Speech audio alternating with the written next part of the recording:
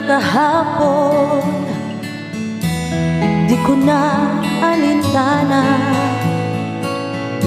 Dahil sa'yo, sinta, mundo ko ay nagbago.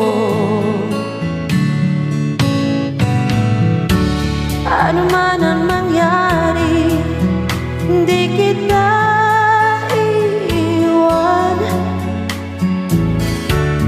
Ipaglalaki